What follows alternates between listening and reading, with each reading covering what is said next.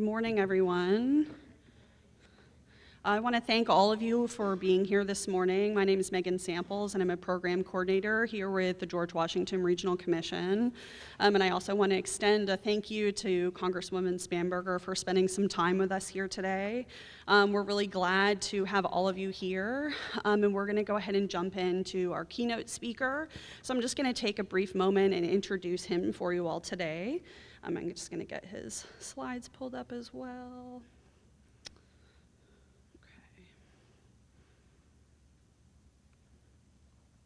All right, so I have the pleasure of introducing our keynote speaker for you all this morning. His name is Brian Koziol.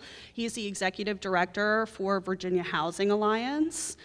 So Brian has served as the Executive Director of the Virginia Housing Alliance, which is a statewide advocacy and education organization committed to expanding access to affordable housing and ending homelessness across the Commonwealth since 2019. Prior to the VHA, or the Virginia Housing Alliance, he served as the Director of Research for Housing Opportunities Made Equal, or HOME, of Virginia, Inc. Brian has worked on a variety of housing-related topics, including access to opportunity, affordability, mortgage lending, foreclosures, employment, health, and transportation. He's served as a consultant to local governments across the country, helping them to advance equitable housing policy. Brian also holds a master's degree in urban and regional planning from Virginia Commonwealth University and resides in the north side of Richmond. So if you'll all join me in welcoming Brian to the stage.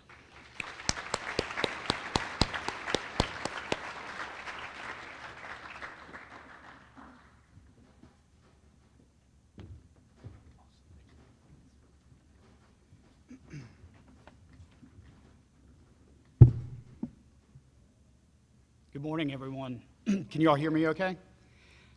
Thank you all for the kind introduction, and I thank the GWRC for inviting me to speak with you all today. I am going to keep an eye on the clock because I have not timed my presentation. I hope it goes about as planned, about 45, 50 minutes. And so, you know, I have the unique privilege to work across the state and to talk to folks from every corner of the Commonwealth, right? And we're all kind of working on the same issues, right? We need more housing. And so this is gonna be a very kind of high-level conversation or presentation. Lot of charts, a lot of figures, not a lot of words on the PowerPoint. But I just kind of want to set the stage, right? Because all of our challenges are the same, but regionally and locally they are unique. And so I thank you all for coming together today, taking the time out of your busy schedules to share, to learn from one another, to connect, build partnerships and collaboration, because that's how this work gets done.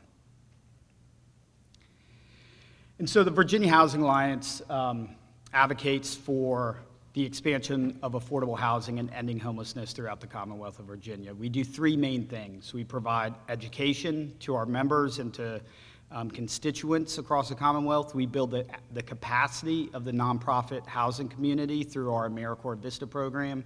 And then we do both state level and federal level advocacy.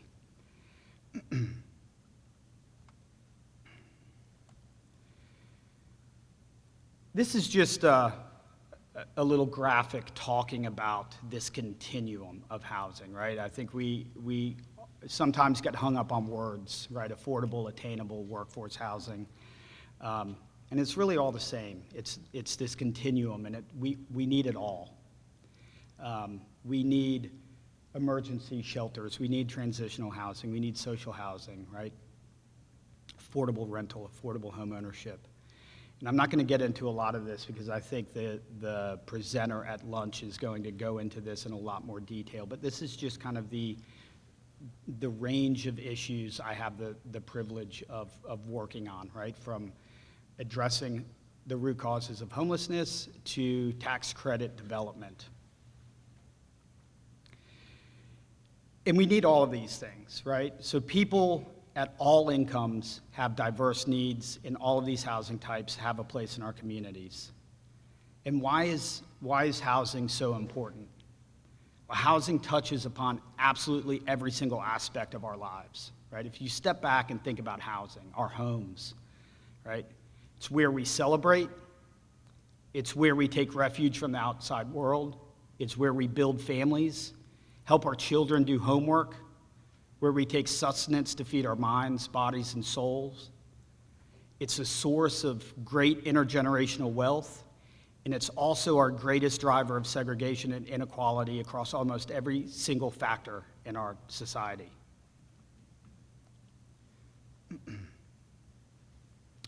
Skipped ahead by accident.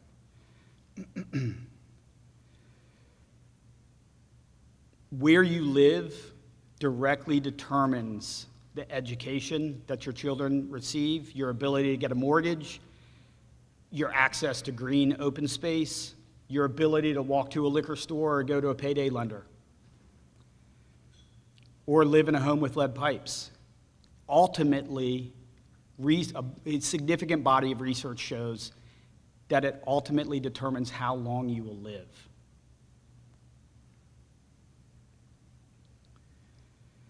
And so I want to step back and look at kind of these broader economic forces that are putting a lot of downward pressure on housing and us as citizens. So this chart shows one of the biggest drivers impacting affordability. When you look at wage growth in current dollars, the average hourly wage has increased from $2.50 in 1964 to $22.65 in 2018. But when you control for inflation, it's only increased a mere $2 over a 60-year period. Beginning in the 70s, technological advances, IT and automation allowed workers to produce more in less time, right? Globalization of markets and expansion of international trade allowed companies to access cheaper labor markets, which put downward pressure on wages. Union membership started to decline, and the erosion of minimum wage and the period of deregulation and financialization of the economy contributed to this growing disparity between productivity, which is the blue line, and hourly compensation, which is the orange line. Here we see wages for the top 10% and the bottom 90% in 2021 dollars. Wages for the lowest earners over the past 70 years have gone from $17,000 to $36,000, which is just over a 100% increase, while wages for the top 10 have increased from $155,000 to $820,000 during the same time, which is an increase of 430%, right? So this is kind of where that saying goes, the rich keep getting richer and the poor keep getting poorer, right?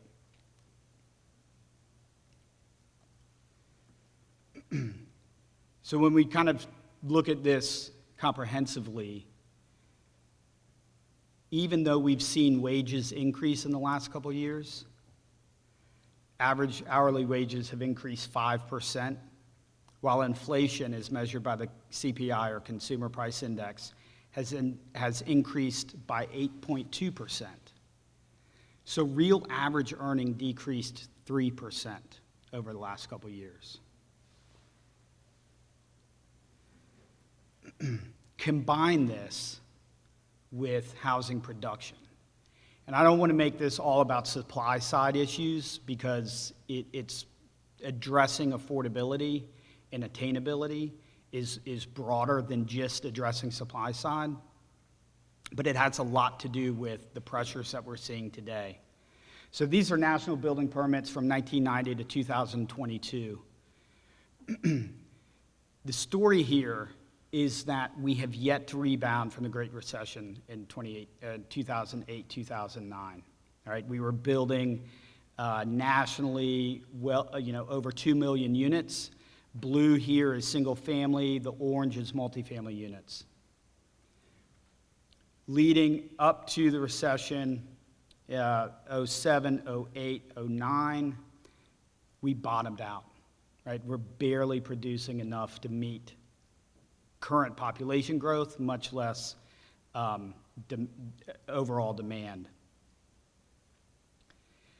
If you look at Virginia, it's really the same kind of view, right? We went from producing about 60,000 units in the early 2000s to about 40,000 last year. And these are just permits. These are not completed units, right?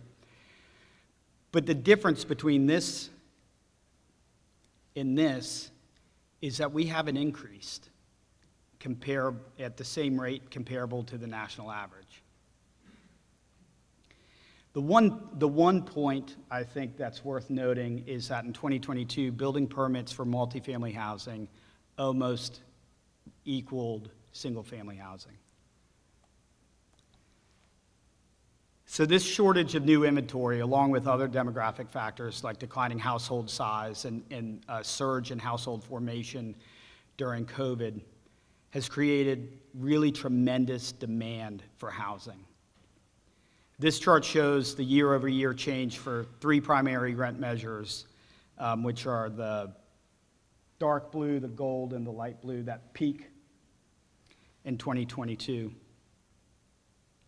And it's important to note that just because year-over-year rent increases have returned to pre-COVID rates, they've still increased tremendously over the past couple of years. So this chart is showing year-over-year increases, right? They're coming down, but they're still increasing. What does that look like across the country? Well, average rents, the U.S. median asking rent, increased about 26%. They're currently at about 20%. But remember, our average wages decreased 3% last year. It's tremendous pressure on folks of limited income. It's tremendous pressure on all of us. And not all places are equal when it comes to rent increases, and a lot of jurisdictions across Virginia have seen incredibly high rent increases over the past decade.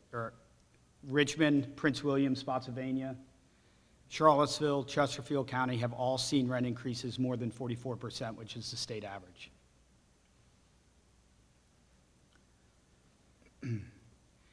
So all of this leaves us with the critical lack of affordable housing, particularly for the lowest wage earners. This chart shows us this affordable rental housing gap, right? Extremely low income, making 30% or less of the area median income. To the left, and then very low income, 30 to 50% AMI, and then low income, 50 to 80%. All in all, we need about 300,000 units to address this need across the Commonwealth. And the greatest need is at the lowest income spectrum, and this is the most difficult housing to build. So the area median income in Virginia is about $80,000. In Fredericksburg, it's about $72,000. So half of that is a household making $36,000 or less. This is just another way of looking at the previous chart. It shows the number of homes available per 100 renter households based on their income, right? So at or below 100% of the area median income, we've actually, across the state, we have a bit of a surplus, 105 units available for every 100 families. At or below 80% area median income, we're at perfect parity. But when we dip below that to 50% and down to extremely low, we just don't have enough. We don't have enough inventory.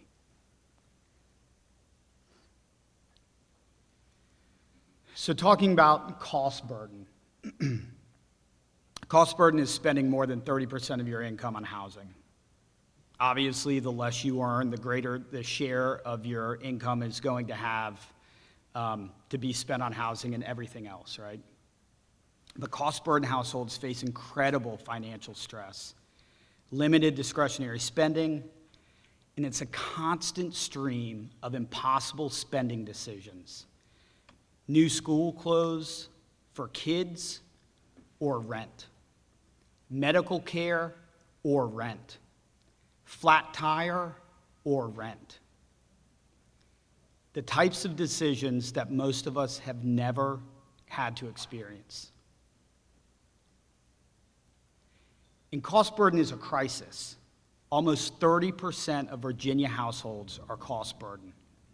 Almost 1 million Virginians are spending more than 30% of their income on housing, and almost 13%, or 410,000, are paying more than 50% of their household income on housing.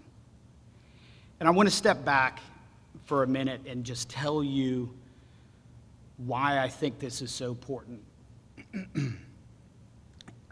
My previous career I was in the restaurant industry. I was a chef. And I had the opportunity to work in some of the absolute best fine dining restaurants on the East Coast. But I struggled mightily. Getting into that industry, it's long hours, low wages. I was single, I didn't have kids, no family, no medical issues. I had to work 2 full-time jobs to make rent, to make ends meet. 80 hours a week, on my feet, manual, hard labor, 100-degree kitchens. Over time, I was able to work myself up to slightly better paying jobs. But as I worked up to sous chef and then executive chef at a couple of restaurants, I learned that the absolute most important people in the kitchen are the lowest paid. They're the dishwashers, right? Without them, nothing gets done.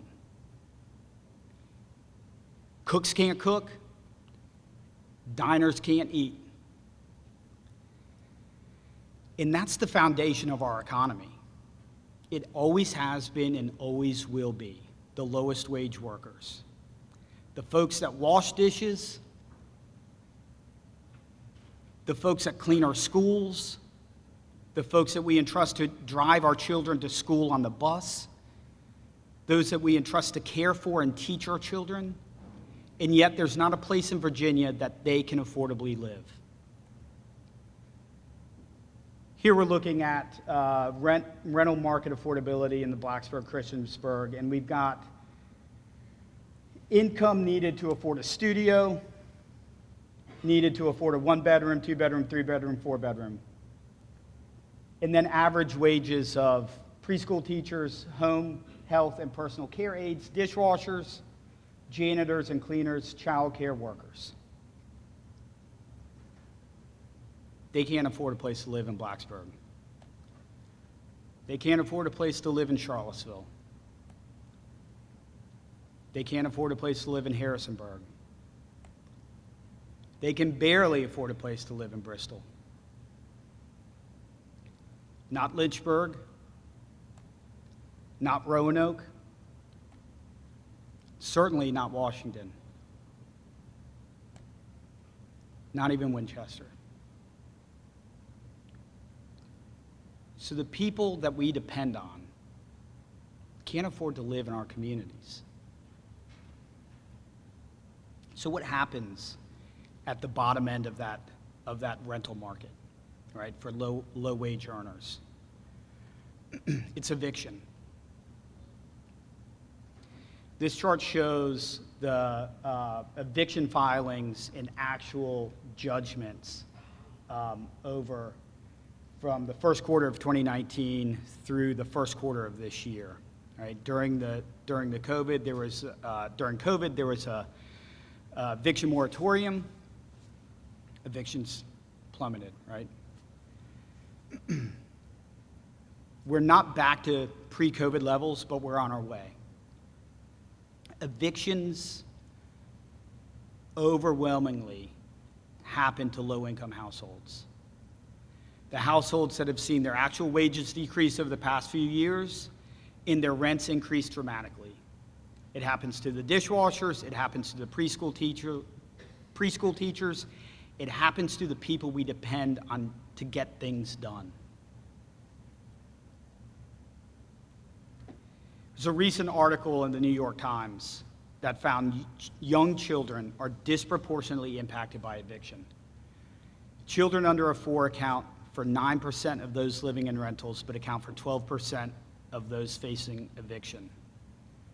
A colleague of mine that runs a family shelter in Eastern Henrico, Beth Van Turnbull, the executive director of Housing Families First, we were talking about evictions and how hard it is to find housing, right? How hard it is to move people out of shelter into permanent housing.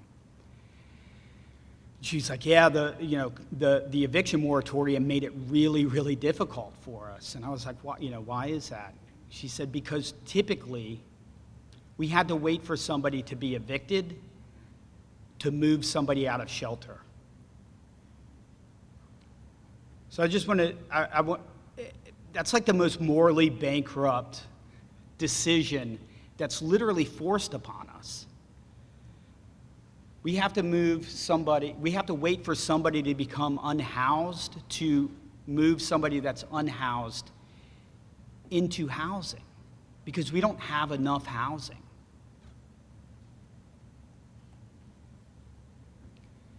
And we're struggling. All those data points I went over earlier have real people tied to them. After years of making progress in reducing the number of people experiencing homelessness, we're starting to see an increase. Right? We're starting to see an increase among older adults, and we're starting to see a really significant increase in unsheltered individuals. Last year, VHA worked with Christopher Newport University to do a public opinion poll. And there's overwhelming support for affordable housing. When asked how much of a problem do you consider housing affordability to be in your part of Virginia, nearly 80% of respondents, and this was split bipartisan, it was demographics, it was a very controlled public opinion poll. Nearly 80% of people said that housing affordability was a very serious or serious issue where they live. When we asked them, is it important to have an adequate supply of housing options in my community? 89% of folks feel like it's important. They either strongly agreed or agreed that it's important to have adequate housing options in their communities. When we asked if people who work in my community should be able to live in my community, 91% of people either strongly agreed or agreed.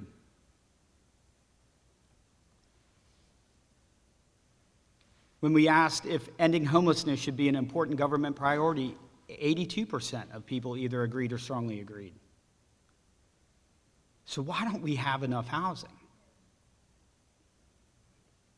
And it's complex. I don't have the answers. There are no silver bullets. But if wages and wealth inequality and rising rents and cost of living aren't bad enough, we've created a regulatory environment that makes it way harder to build housing than it should be. Empire State Building, constructed in 1931. It was designed and constructed in 20 months. Tallest building in the world at the time. 20 months. It was built in just a year and 45 days. The average time it takes to develop a low-income housing tax credit property in Virginia is 3.5 years. I've been to ribbon cuttings that have been 10 years in the making. And it's a death by 1,000 cuts, right? When we look at regulations individually, they're absolutely all defensible. Of course, we want to protect wetlands, and we want to protect the Chesapeake Bay. Of course, we want to ensure that the health and safety and well-being of our residents are made. We want safe housing. We need to adhere to building codes. And of course, we need to look at things like parking and traffic. But when we step back and look, we're regulating housing out of existence. This is my attempt at a word cloud.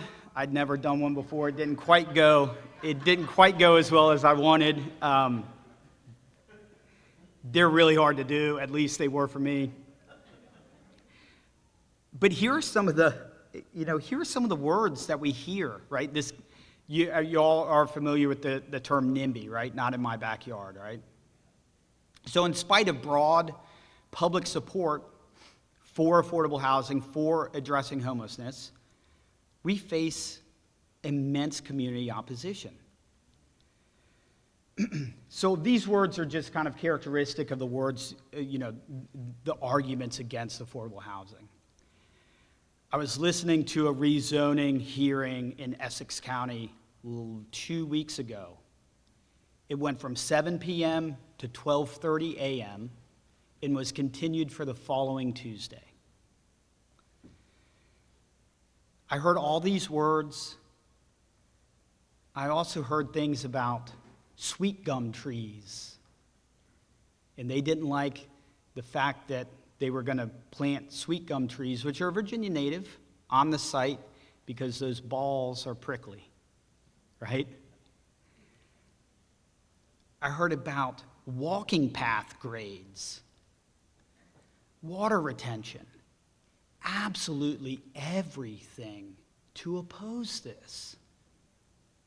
And this was workforce housing with a age-restricted component, much needed in this community, and not a dollar of local resources or funding were being asked. And I was reading the other day about a woman, I think from Spotsylvania, who's been filing complaints about books in school libraries, right? I'm not here to judge or weigh in at all on books or book banning, but I do think it's really telling that this woman, and along with 10 other people, so 11 people, collectively are responsible for 60% of the books that have been banned across the nation.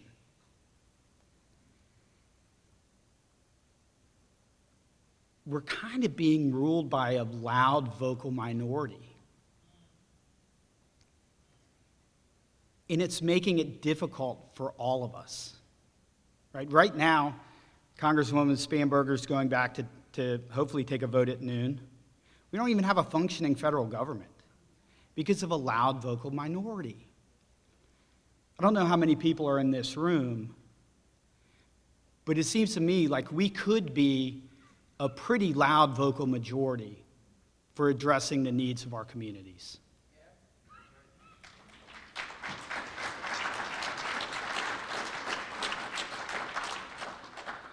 So I spent a lot of time at the state budget, and I'm just going to harp on the state budget. Money doesn't solve everything, I agree, but it will build a lot of housing. And there's a saying that budgets are moral documents, right? That the way government allocates its resources in a budget reflects its priorities, values, and moral choices. This is our state budget. Commerce and Trade, which is where the Department of Housing and Community Development resides, Commerce and Trade is about 1% of the total budget, about $800 million per year. Drill down, look at the DHCD budget, or at the Commerce and Trade budget. DHCD is approximately 60% of that budget, right? Thinking that's great, that's a lot of money. But when we look at actually how this money is allocated and shared, 88.9% of our housing programs across the Commonwealth are funded at the federal level, and just 11.1% at the state. So at federal, we're looking at National Housing Trust Fund, home, USD rural housing, public housing accounts for 8.4%. Project-based rental assistance, about 20%. The Housing Choice Voucher Program for 32%. Low-income housing tax credit program at 28%. Half of our state dollars come from Virginia Housing through their REACH program. They're not general funds, right? Appropriators aren't determining how the state gets those resources, right? But if we look at it in all total, and this is a little bit lower than currently, this is a couple years old and came from a JLARC report. It was written in 2022. We're only spending $181 million towards affordable housing and ending homelessness. Less than 0.25% of our state budget on arguably the biggest issue facing us, the biggest challenge, the most disruptive thing to our communities, to our low-wage earners, is housing. And I know that we can do better. I know that all of us in this room want more. The people we serve deserve more. The dishwashers and bus drivers, the single moms that are struggling to make ends meet, the kids that live in motels, the elderly that are showing up at shelters all over the Commonwealth, people struggling with mental illness and disabilities, we all deserve more. Our communities deserve more. And I know we can do it because we already do. We already run a huge housing program. We spend $1.5 billion a year to house 27,000 inmates. I'm not, making any statement about the prison system or Department of Corrections. I'm just saying we already put money into housing. And I know that there's political will, right? This shows that there's political will to put resources to where we think we need them.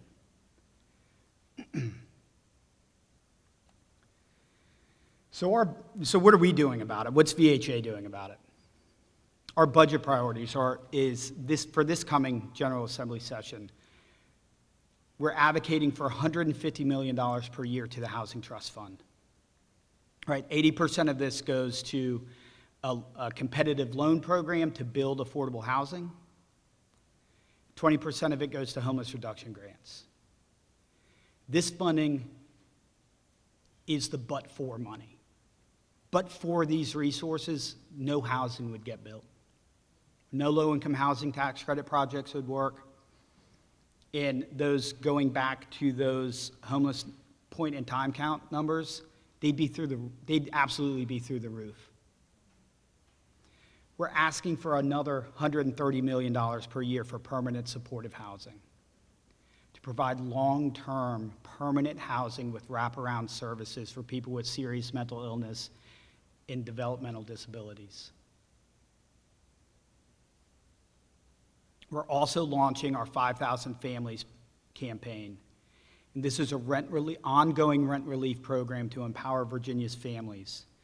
We're asking for $100 million in rental assistance for low-income households with school-aged children, because we owe it to children to ensure that they have a stable place to learn. And we're not going to change anything if we can't impact children.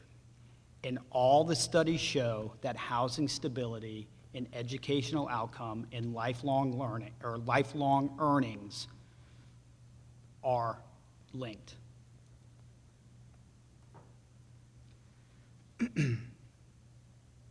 So I went way quicker than I thought. I think. What time is it? 9:40. 9:50.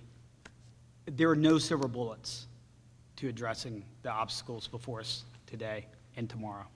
It's going to take a lot of hard work, partnerships, and collaboration, which I believe is why all of you all are here.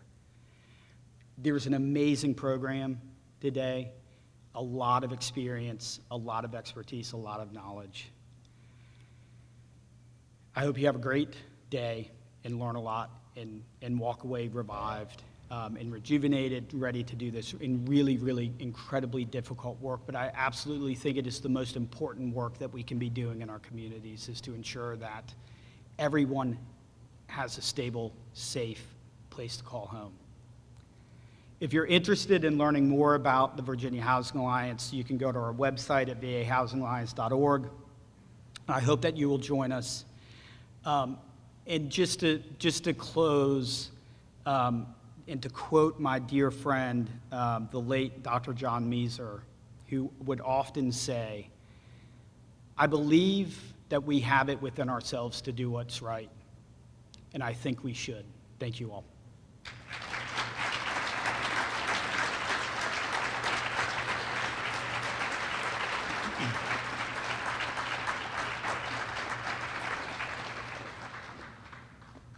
Am I taking questions? We got plenty of time. I don't know if I have answers, but I'm happy to do my best if there are any questions. Yeah. Can you hear me okay? I'm all the way over here. Okay. I can, but I'm not sure everybody else can. You mentioned about $100 million for the thing, $100 million there at the end. Is that advocating for $100 million from the state or from other government agencies from the state or the federal? From the state. Is that from private? Okay. From the state. Right. Yeah. My goal is to get housing budget ultimately up to $1.5 million. Good morning, Brian. Great presentation. Thank you. Can I get a copy of the slide deck? Sure. Great, thank you. Yeah. That was it? Yes, sir.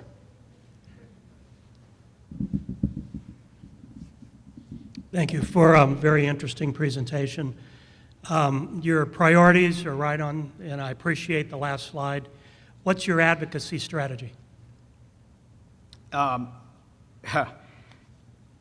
would love to say it was, just overwhelm everyone with public support, right? But I mean, there are big challenges, right? So we're a small organization with a huge mission, right? So every dollar counts. We're pumping, this is not a lot of money, we're pumping $50,000 into a PR campaign for 5,000 families this year. We maintain relationships with all of our legislators, right? We are embarking upon continuing education. We're going to have about a quarter of new state legislators this year. Long-term, probably good. Short-term, painful, right? Because everybody brings ideas, and we really, our job is to kind of, I believe, to put the blinders on folks. Say, hey, these are big, impactful priorities. Let's start there. We can flit around the edges and tweak things, but until we get funding up to address the need, flitting, playing around the edges is not going to get us there, right? So you can go to our website, click Get Involved, and you can sign up for our newsletter. You can sign up to receive action alerts. We make it super easy to contact legislators, send them an email, phone call, but it really is just a lot of hard work and kind of old school lobbying.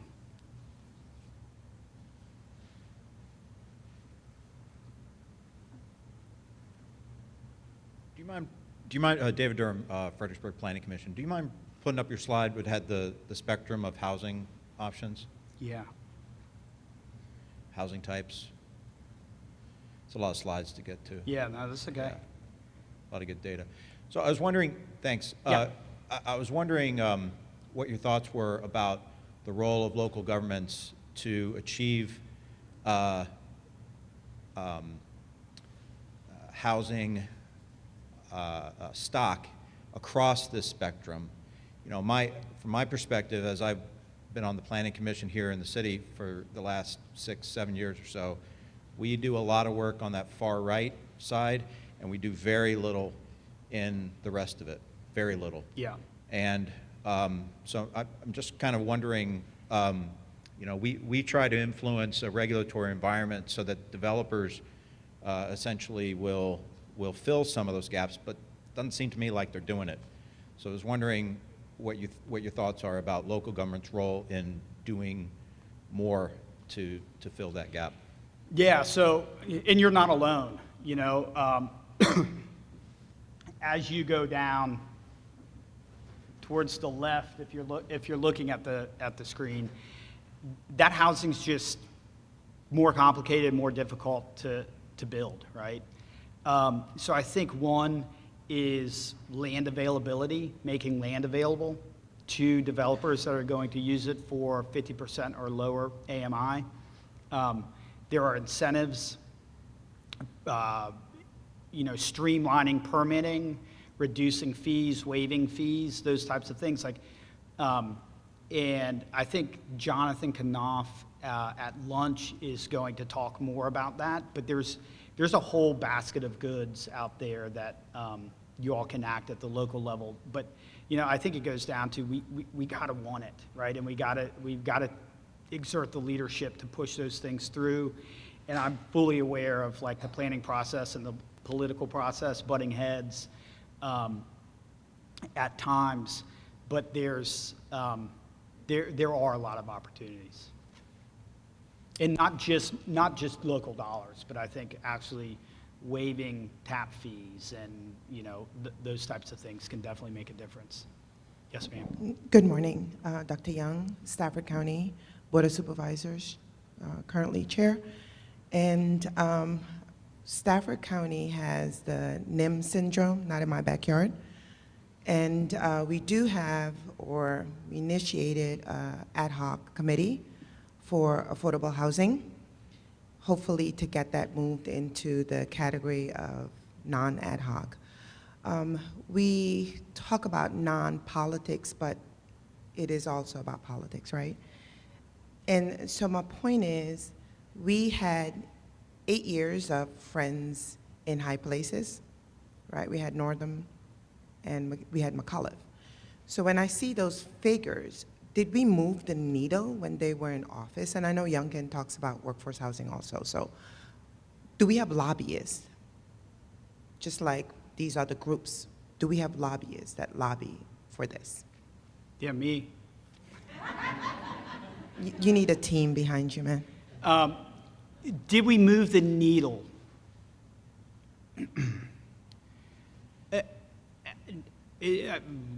Short answer, no. Right? Because of what happened during COVID, right? And the kind of the rampant inflation and the loss of wages. Have we built more infrastructure at the state level? Have we increased funding for programs? Absolutely. In 2019, the Virginia Housing Trust Fund was at $11 million. It's now at $75 million.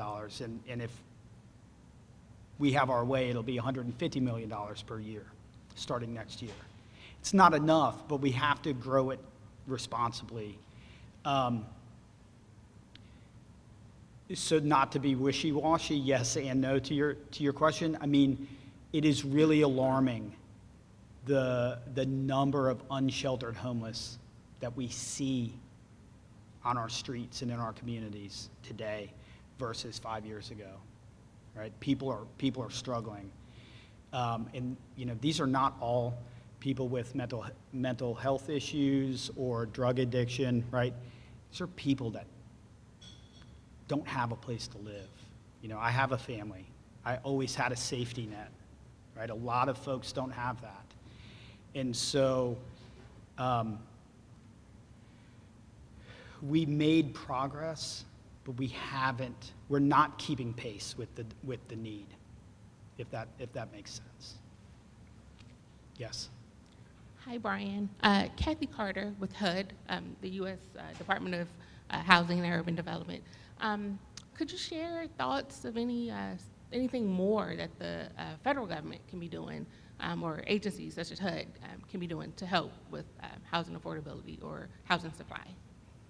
Yeah, I mean, so one thing, and I don't want to harp on money, but HUD funding has basically remained flat for decades, right? And if we go back to the, I got it right here. If we go back to just the value of the dollar over time, right? Flat budgets are actually decreasing in value, right? So public housing, which I think is something that we often overlook in this conversation, public housing is a critical component to this. It shows up in the social housing, right? Just hugely important to our housing continuum. Yet we can't build more of it, right? Because we have the Faircloth Amendment that prohibits us from building more. But it is housing for people in desperate need of affordable, safe, decent housing. But we haven't been able to keep up with maintenance. And most of our public housing is built in the 40s and 50s, right? There is a lifespan on housing that I think it's important, right? Like it's the same thing it's the same kind of cycle with homelessness, right? We've got about 6,000 people experiencing homelessness on any given day in Virginia. That's probably a gross undercount, right?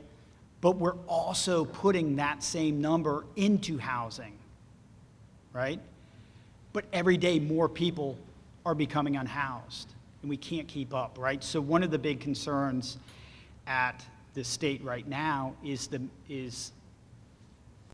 keeping our existing inventory of affordable housing or attainable housing, both subsidized and kind of the naturally occurring affordable housing, because we're losing it.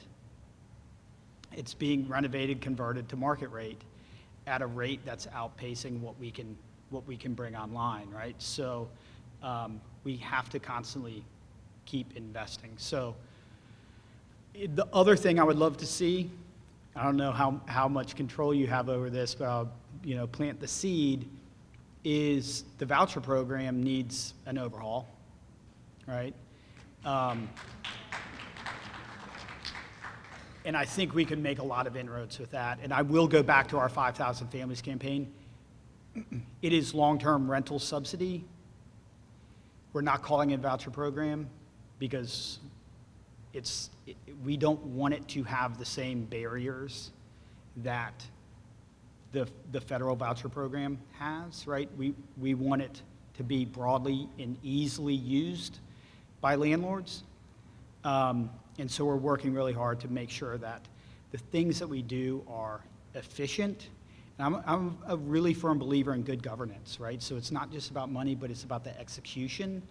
And collectively, government's not great at that at times, right? I mean, if you look at the federal budget process, we're getting 800-page budget bills with 24 hours to read them, and then here you go, figure it out. Well, the implementation is where the rubber meets the road. That's the hard part, right? And so ensuring that programs that we enact, programs that we currently have, are really efficient, and getting the resources to the people in need is really important to VHA and our mission.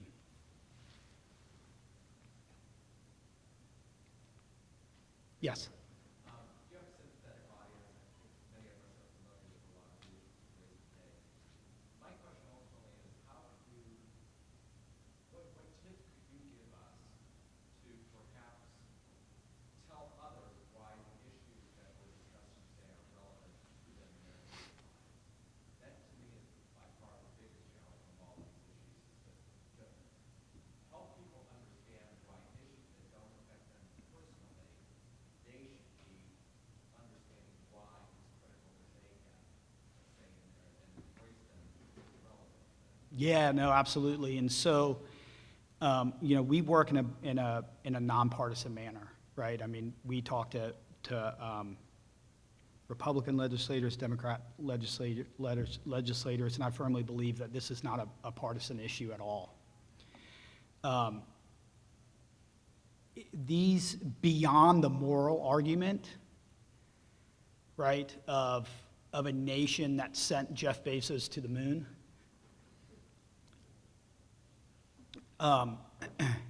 that we have unsheltered people living on our streets.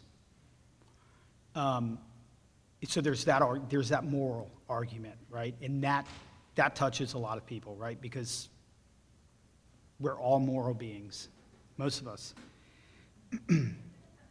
I can think of a few that maybe fall out of that category, but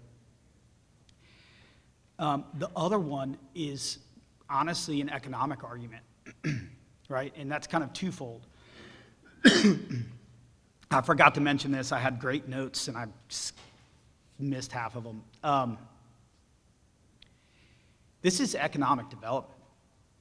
Right? Housing, yes, is all of these things, right? It's 4 walls and a roof, and it is the place where we take refuge from the outside world and all of those things.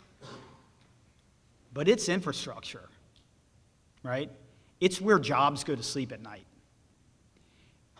And early on in my career, I was interning at the Richmond Regional Planning District Commission, and we were doing a comprehensive economic development update, and a site selection consultant came in, right, and was talking to us. He said one of the things employers look at when they're like the first cut, when they're looking at communities, is the number of kids that took the SAT, right? Because not how they did. They don't care about the scores, just how many sat to take the SAT, because that's reflective of good schools. What's the foundation of good schools? Stable housing, right? People are looking at Virginia, and we don't have enough places for workers to live in our communities, right? And we're losing jobs. We're losing revenue. We're losing all of the things that employers bring, that jobs bring to our communities. The other part of that is it is so incredibly expensive to have unsheltered individuals. Right? It's just a gross waste of public resources. We can intervene and provide somebody with permanent supportive housing, I think, for like $24,000 a year. And their outcomes improve tremendously. Over 90% of them remain housed after a year, right? And along with that housing stability, they're getting medical attention, they're taking medicine, they're finding jobs, they're living lives, right? Somebody on the street is using the hospital is using the ER as their physician, right? It drains our social services. All of these things, like it goes back to good governance, right? And why don't we figure out a way to serve the people where they are, serve individuals where they are, instead of incurring all of these auxiliary expenses elsewhere that we're just now figuring out how to kind of point back to the individual, right? And it's the economic thing is twofold: economic development, housing is infrastructure, and two, the cost of doing business as we've done it is just not sustainable. I don't know how good those are, but that's the approach I take. And and honestly, just long-term relationships is the other thing, right? It's like I go into no room, I go into no meeting thinking I'm going to win anybody over. But if we get to know one another over time and we can find some commonalities, we can leverage those things for the greater good.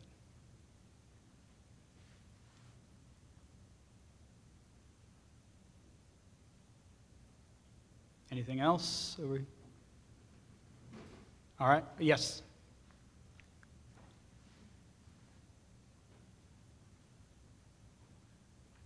what I've really taken from what you've said today in this presentation is, one, it's a common issue, affordability, but two, communities have the unique challenges to meet that. That's one. And two, the other one that you just said a few minutes ago was outcomes. You know, we sometimes don't focus on what we're really trying to do. This region, back in the first housing crisis, this 8 and 9 timeframe, when GWRC did their first affordable housing regional plan, we received roughly $5 million from the state to purchase foreclosed homes, fix them up, and started working on this. But the amount of regulation that were placed on those funds really became a challenge for us to overcome. And as regulations continue to change, it's creating problems for all of us in being able to use the funds. What are your thoughts on how effective are we, frankly, using the dollars, and what can we do on the regulatory front at the state and federal level to really give us more flexibility to target those funds on what we really need to be focused on in our region and overcoming the challenges we have in this region, being highly urbanized, land values through the roof, and those type of issues? It's a really good question. So going, you know, I talked about that kind of death by 1,000 cuts, right? It's like we've got really smart people doing really important jobs, coming up with regulations, coming up with rules, processes, you know, procedures to follow, right? It's part of, you know, we're a little more than ants in a colony, right? We've all got our little specializations and doing our jobs to the best of our ability. I think there needs to be a kind of a coordinated approach of figuring out, these are our problems, right? These are the policy red tape barriers, and we've got to remove those, right? Whether through, you know, one-time exemptions, longer term, because I think that on both sides of the aisle, and people I talk to, right, like government efficiency is a concern, right? And when people are saying that, you have to listen to it. So yes, I agree that the regulatory environment that we've kind of created unknowingly in a lot of instances, right? Because it is, you know, A, B, C, D, which on their own may only add $1,000 here, a week of time here, but collectively can add years and hundreds of thousands of dollars, right? But I think that's really hard work. Local governments, I remember when I was first in planning school, and I don't know how common this was, maybe it was me, I just assumed that local governments were flush with money and staff, right? Well, they're not, right? None of us are. And so how we go about that, I think, is really probably one of the greatest challenges facing us is how do we get done the things that we need to get done as a society and as local communities for the greater good, right? Because housing is for the greater good, but it's so incredibly difficult. I would love to circle back and have a broader conversation with you on that, because it is, you hit on something that's really, really important. Yes, ma'am. Hello, my name is Portia Bennett, and I work for the RACSB. I'm actually the coordinator for the Jail and Juvenile Detention Services. I so appreciate the fact that you're here today and describing the volume of this problem. The reason I decided to get up here and speak to everyone is because it's one thing, I think, for our community to see numbers, to understand on paper money and so on and so forth and these types of problems. It's another thing when our team faces people. Mm-hmm. We stare every day at the thousands of people who are struggling with this problem, the broken families, working at the jail. when it's so cold that the officers bring the people into jail who perhaps were under the bridge last night to give them 3 hots and a cot, to almost pray that it's 32 degrees so the cold weather shelter opens so that we know that we can tell somebody, go over to the cold weather shelter, maybe you can get in, for the night, instead of staying in a tent.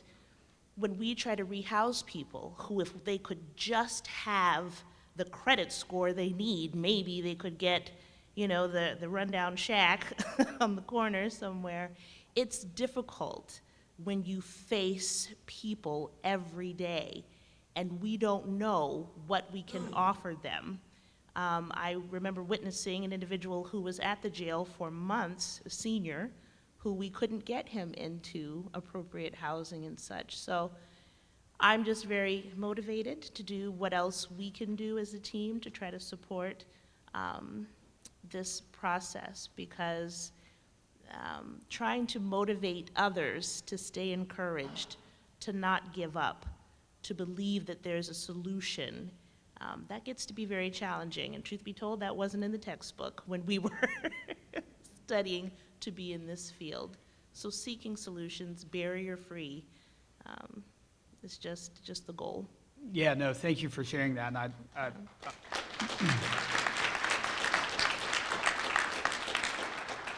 100% agree. I mean, a lot of folks are living in poverty that are serving the unhoused, right?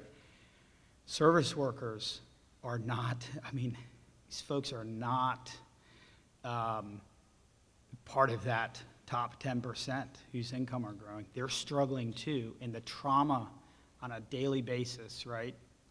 I had a young lady come to my office looking for rental assistance just literally last week, right? And I made calls, I did everything I possibly could, but she was gonna lose her housing the following Tuesday. There's nothing I could do, right? So I don't see it on a daily basis, but I know exactly how hard it is, right? As one human being to another human being, I can't help you. There's nothing there, right? And so we need to create a culture of resources, but we also need to create a culture at which our service providers are taking care of themselves in gaining the skills necessary to take care of themselves. And then we also need to ensure that they have places to stay and that they are stably housed so that they can take care of themselves, so that they can take care of others. I think I'm out of time. Thank you all so much for listening to me.